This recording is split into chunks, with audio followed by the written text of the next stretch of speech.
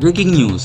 Soldier সিনেমার শুটিংয়ে একটি ফাইটিং দৃশ্যে অভিনয় করতে গিয়ে আহত হয়েছেন সাকিব খান। খবর এসেছে একটি গাড়ির বোমা বিস্ফোরণের দৃশ্যে অভিনয় করতে গিয়ে এই ঘটনা ঘটেছে।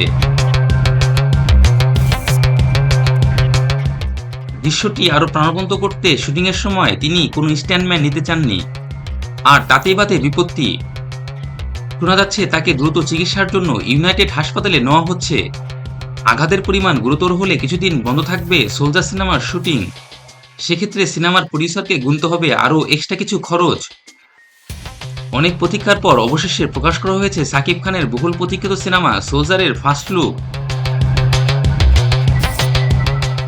যেখানে আনুষ্ঠানিকভাবে প্রকাশ করা হয়েছে নায়িকা থাকছেন তানজিলা তিশা এবং আরেকটি গুরুত্বপূর্ণ চরিত্রে অভিনয় করবেন জান্নাতুল ফেরদৌস ঐশী। এই সোলজার সিনেমা নিয়ে ভক্তদের আগ্রহ এখন তুঙ্গে। সিনেমাটি নির্মাণের সর্বোচ্চ গোপনীয়তা রক্ষা করা হচ্ছে। কথা রয়েছে আগামী ডিসেম্বরের মধ্যে সিনেমাটি মুক্তি দেওয়ার। বন্ধুরা, সোলজার সিনেমার সকল আপডেট পেতে এখনই চ্যানেলটি সাবস্ক্রাইব করে রাখুন।